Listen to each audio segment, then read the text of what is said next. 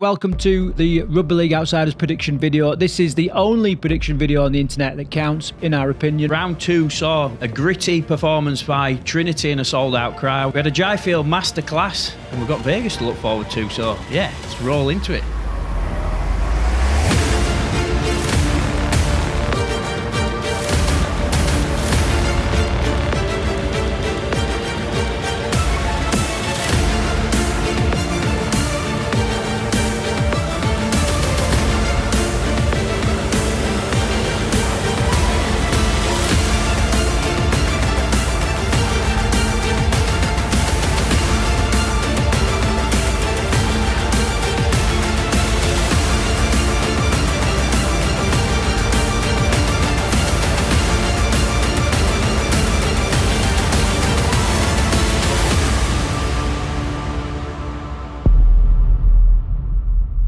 Okay, let's get into it. So let's have a look at some of the results from this round. Like you said, did not disappoint at all.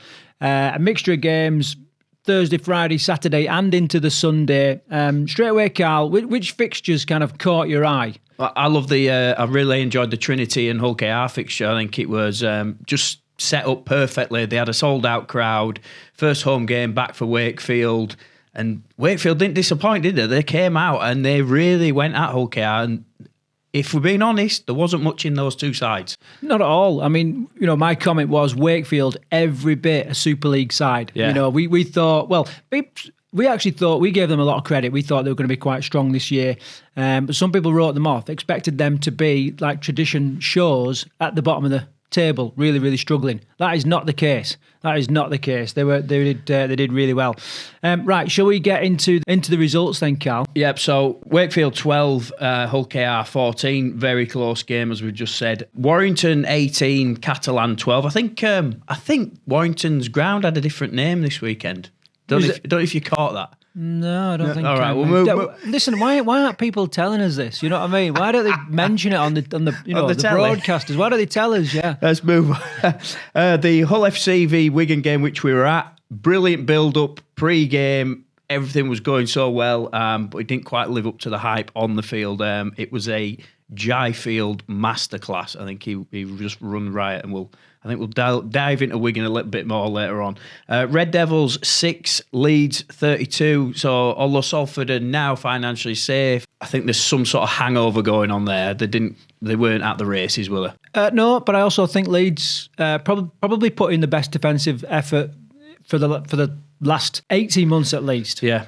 I think they did really well with some noticeable losses as well. Brody Croft out with a head injury. Matt Frawley, 8 stitches in his hand, managed to carry on playing, but there was a period where there were shorter halfbacks on the pitch. So to turn in that performance was heartwarming as a Rhinos fan. So I'm hoping it's cracking on, and the Brad Arthur reign is starting to kick in. Yeah, so we'll see where Salford go from here.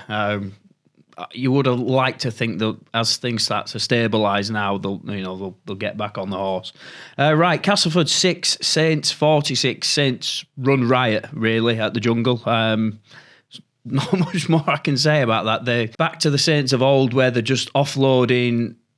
Every time you think they've got them tackled, the ball comes out the back and then they run another play. I thought Saints looked really good. And then Leigh 24, Huddersfield 10. The scoreline suggests it was a bit wider gap than the game suggested. I thought Huddersfield looking pretty good actually, although they've lost 2 now. Yeah, Tom Burgess is really making a dent in it for them. The defence is pretty organised. I think Huddersfield have got a win coming. Well, I said all last year, Huddersfield are so close. It's just like almost the cherry on the top, the last 10% where they kind of miss out. Lollahey firing. There's people in the right places, right times, but for some reason, they just didn't quite capitalise it. And I put it down to the fact that the competition is so competitive, or it was last year. So if they can just a couple of things, and I think, like you said, they're going to be there. They're going to be bringing in the wins. Yeah, they just made silly mistakes towards in the second half, and it just allowed Leigh just kept grinding it out as they did against Wigan. And Leigh are looking every bit a top 6 side at the minute.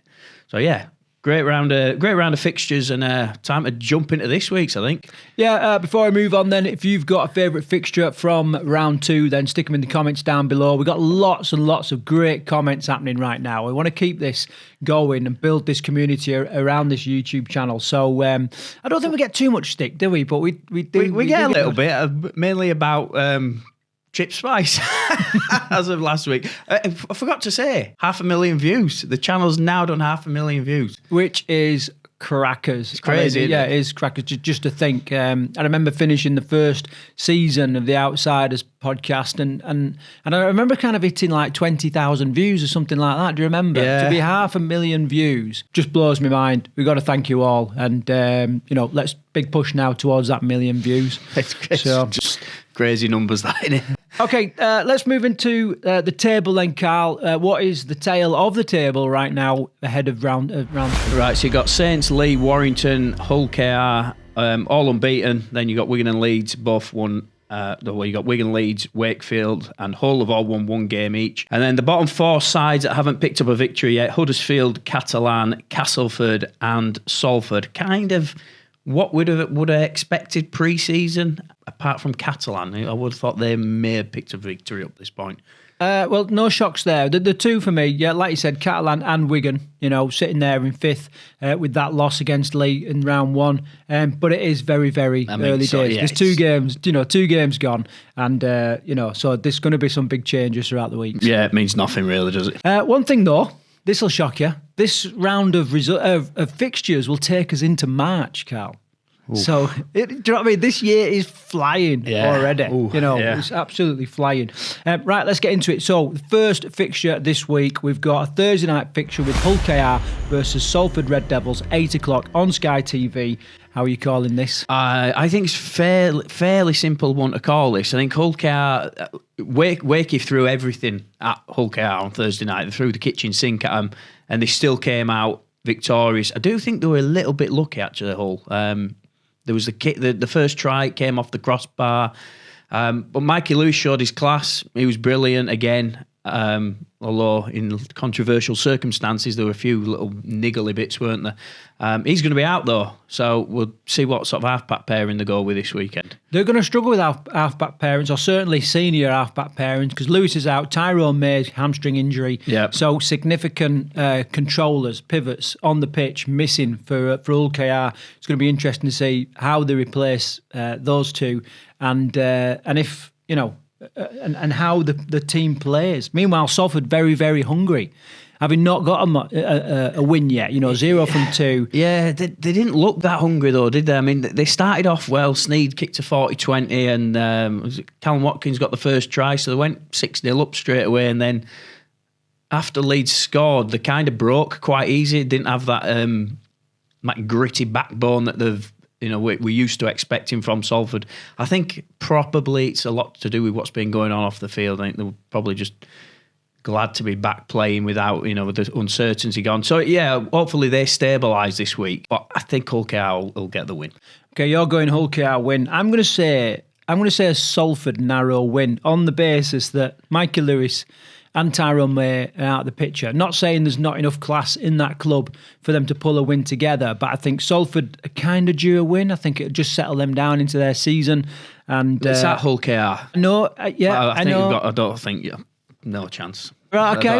It's not happening. Well, we're split on this. I think if there's ever a week where you have a chance of beating Hull K.R, it's this week. So they've had 2 narrow wins. Don't forget on clubs recently. So. Yeah, I'm going to go for Salford to kind of split my 2 decision. Like I said, 8 o'clock on Sky TV Thursday. Moving on to the Friday then, we have Huddersfield Giants taking on Hull FC, also 8 o'clock at the Giants. What you say? So Huddersfield without a win, Hull with the single victory in Catalan, which nobody saw coming. But Hull weren't at the races of the weekend. They, although I don't think they played terrible. I think just Wigan just played like Wigan, didn't they? They were kind of unstoppable. Their attacking line was so deep, it was so crisp, it was so sharp. I think Hull really struggled. There were some good signs from Hull though. Brad Fash had a good game. He really took it to him. The defensive line wasn't quite there were quite a few times we was watching it in the stand and was like, they've got the numbers wrong here. There's a try coming on the right, and Rapana's positioning I didn't think was very good actually at full back. Giants, Giants look pretty good, although not good enough to get over the line with Leigh.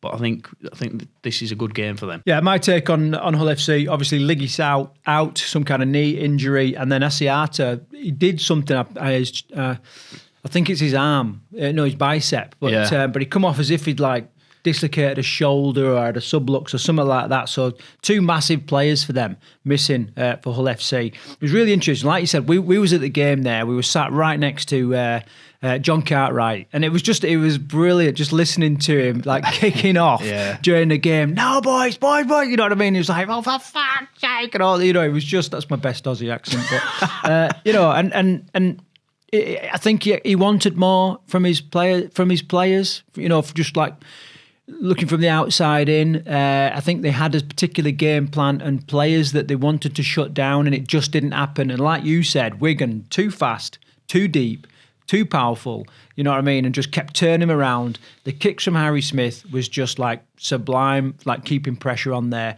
And those moments where there was an alleviation of pressure, Hull didn't capitalise. No, they didn't.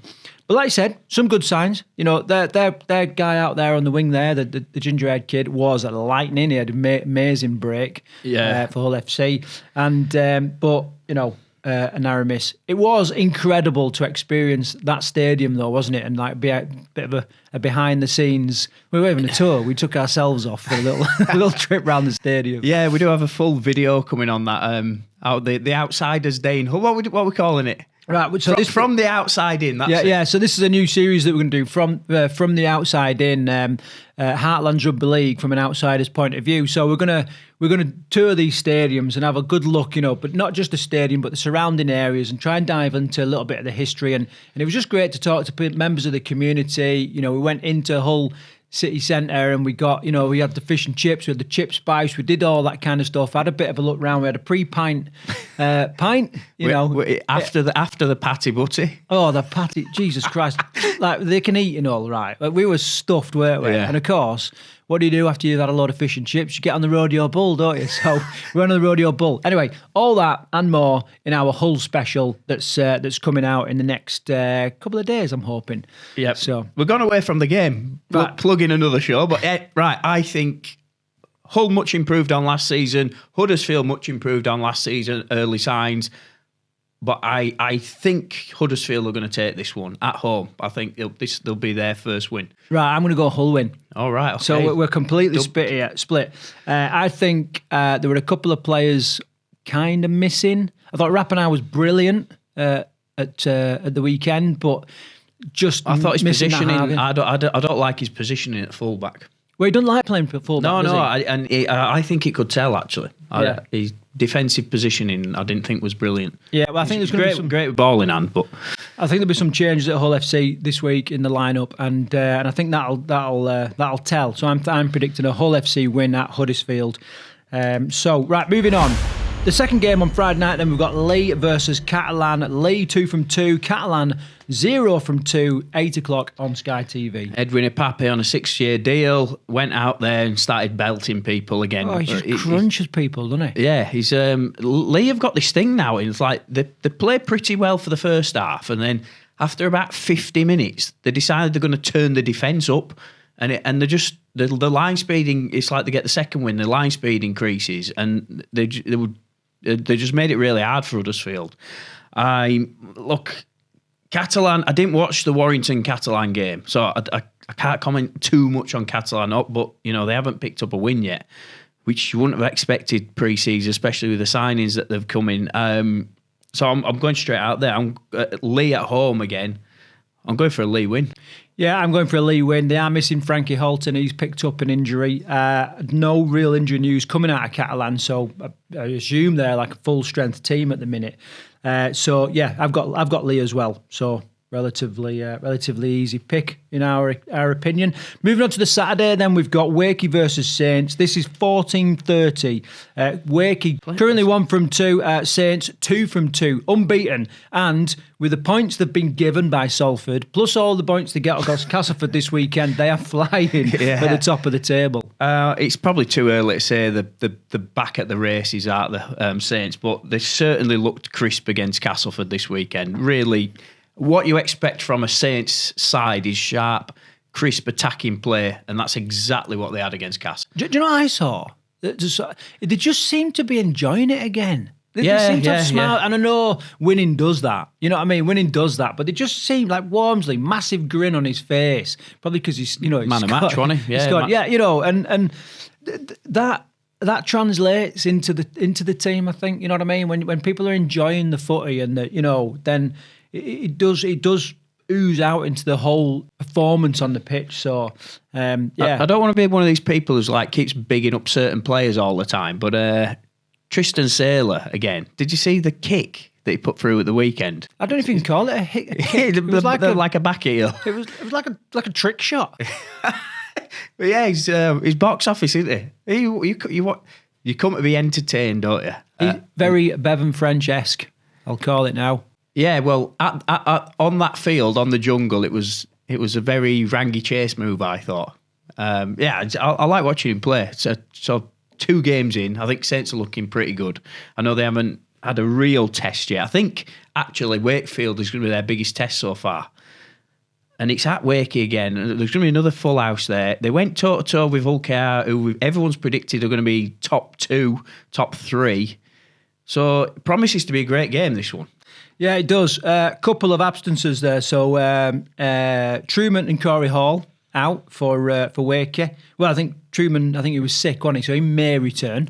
He picked up some kind of illness. Yeah. Corey Hall out. And Morgan Knowles out with an injury. So a couple of noticeable absences there. But we've got to give Ollie Pratt a mention as well. How good was he at the weekend? He's another one of these kids with rockets on his boots, isn't he? He's just so quick. If I were a Wakey fan, I'd be loving watching him play. But it's his turn of pace. Yes. Like, it was going what I thought was top speed, and then just like changed gear, and went off again at a different pace. Sublime. He's kid to watch, isn't he? Yeah, absolute kid to watch. Jowett's followed his championship form. He's brought straight into Super League, and it's like just hit him in his stride, hasn't he? He's playing absolutely class and kicking well. Yeah, so. Yeah, promises to be a good game. Who you got for this one then? I'm going Saints. I think Saints are building some momentum here. For a long time I've been saying Saints are going to lose, and I know that, and I've had a bit of stick, from like writing Saints off. But they have been on a bit of a shitter, and I think this is their golden period. They're riding high. So I've got Saints for a win on this, albeit I think it may be close against a very strong Wakey. Yeah. I agree, actually. I think Saints are going to just about pick a win up on this one, but I wouldn't be surprised if it's another repeat of the Hull K.R game and it's very close. But yeah, exciting times. And who's this Tom John Stone, anyway, that plays for Wakefield? Why has he had a name change? Well, I mean... I thought they were saying on the TV, Jon Snow. I was like... What? The weatherman. No, from bloody Game of Thrones. Oh. Right. And anyway, just... talking shit. Well, I think didn't someone say that that's how it's supposed to be pronounced? And they've been, pundits have been told that that's how they should pronounce it. Yeah, it just seemed a bit weird. That's what I read on X, but you don't believe everything you read on X. Right, okay, moving on then. Next game then, Wigan versus Warrington. Now, we're gonna hold our prediction for this. We've got a Vegas special coming out this week in absence of our Set of Six, our weekly news show. We're going to dive into all the news of the Vegas trip, especially with Carl heading out there as well. Just the tale of the teams. Wigan obviously 1 from 2, having lost to Leigh at the start of the season, and obviously Warrington still unbeaten, 2 from 2. Anyway, that game is at 21:30, so 9:30 on Saturday night, and it's on Sky. In fact, I think all games are on Sky. None of this Super League Plus, which is an absolute pain in the rectine. What do you think of watching a game at that time at night? Mate, I'm looking forward to this. But my wife's definitely going to be in bed. Yeah. Right? She's like a dormouse, right? So she'll be in bed, and I can predict now nachos. You know what I mean? And I'll be out there looking for Carl in the crowd. Cheeseburgers. Yeah. I won't see Carl, but I know some of the guys that you're travelling with. They're going to have their EDL flag. Well, it's not an EDL flag. It's an English flag, but it looks. You can't call any English flag an EDL flag. Will that demonetise us on YouTube? I think saying that.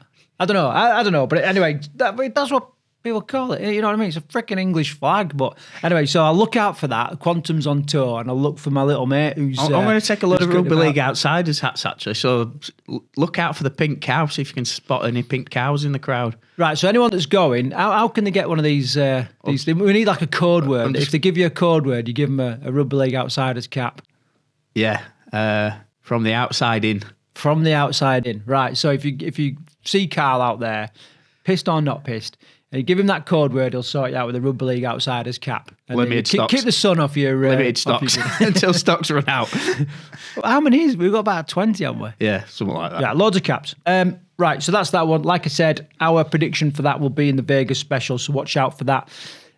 Hopefully dropping tomorrow night. The reason why it's slightly later than normal is because we're waiting for team news to come in and an indication of like who's going to be playing, who's not, but also the betting odds, because we're going to have the sniper on and he's going to give us some surefire bets for this Vegas trip. Yeah, he's already looking at the odds and he's told me he's going to come up with two big odds. A flyer, like a dead cert. Yeah, what does he call it? A flyer and a banker. Flyer and a banker. So a banker's like almost certain to come in, and then a flyer's... If you win big. Yeah. Which is what Vegas is all about. Right, moving on then. So Sunday we've got Leeds Rhinos versus Castleford. This is 3:00 on Sky TV. Rhinos currently 1 from 2, having picked up a win this weekend, and Castleford 0 from 2, which is a shame because they have been excelling. With the players, the team that they've got. I think the big news coming out of the Leeds game is not that Leeds won, mate. It's that we had a captain's challenge that was successful. Yeah. Hey! Yeah, it did. I mean, how many have we had so far? Yeah, it took a while, didn't it? Yeah, historic moment. Ash Hanley sort of challenged it, and it was successful. So. A couple of people, I saw some comments saying, how come there's been 2 captains' challenges? Well, obviously, what people have obviously missed there is that if they're successful, then it rolls on. And it rolls on and rolls on until they're unsuccessful, and then they lose the captain challenge. So, so that's how that kind of came about. A couple of absences, though, from your long... future husband. What are you on about? Your future husband, Brodie Croft, unfortunately picked up a head injury. I'm hoping, you've been in touch with him at the hospital and, you've got some news. And, bromance. Yeah, your little bromance there. I've got video footage of Carl and Brodie Croft flirting with each other. I might put that in here if I've got a chance. Cam Smith out, hurt his ankle, and Matt Frawley, big gash in his hand, needed 8 stitches, but managed to play on, so he may feature, he may not. I don't know. And then for Cass, obviously, Tex Hoy took a bit of a knock. Now, there's no, at time of recording, there's no update on that. So whether he's going to be playing, not playing, I don't really know. But that would be a significant loss for Cass because he is firing this year. Well, I know one thing, you won't see a result of what you saw with the Saints Cass game because a Leeds Castleford game, it's a local derby, isn't it? They'll go at it. The fans will be, Cass fans will be right behind them. They always like to knock their...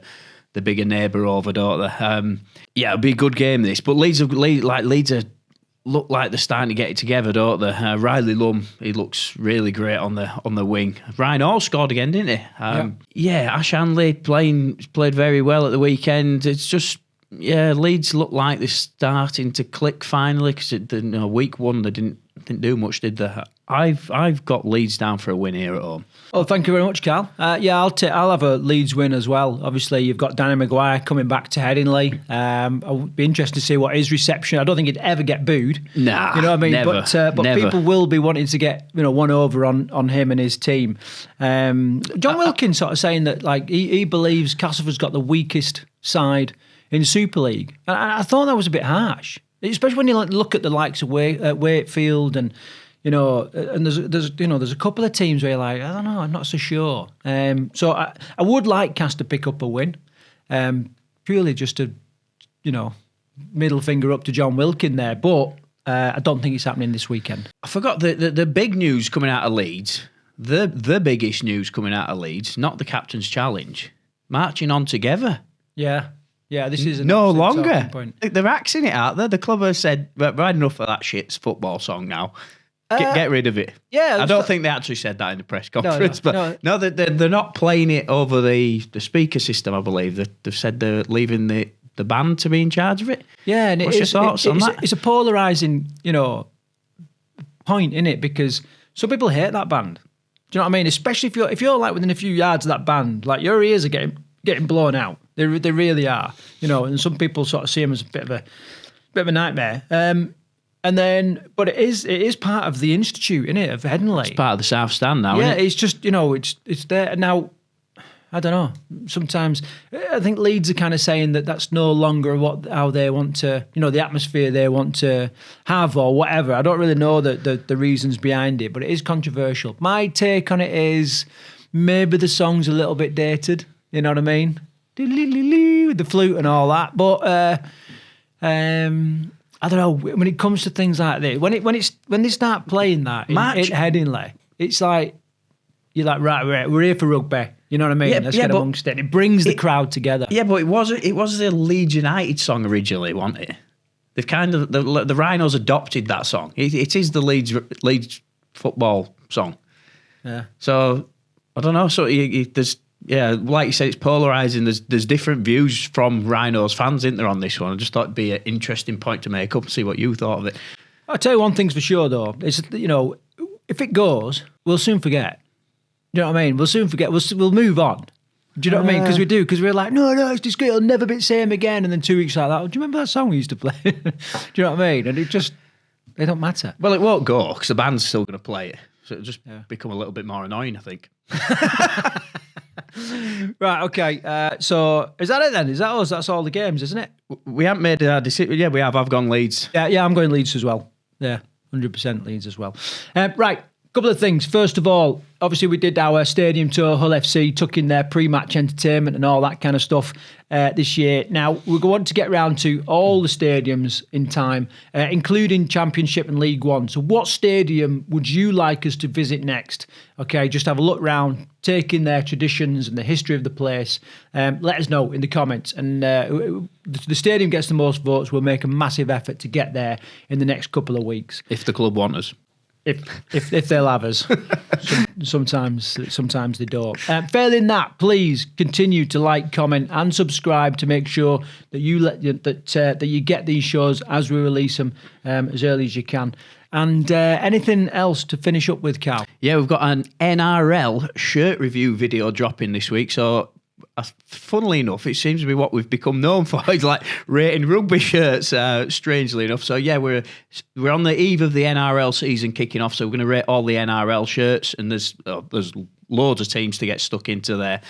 So, yeah, we've got that coming out this week. Plus, a couple of extended interviews as well. Got some podcasts coming. They're in the pipeline. As always, thank you very much for all your kind comments and those people that we spoke to at the weekend. Thanks for coming and saying hello. And until the next show, take care.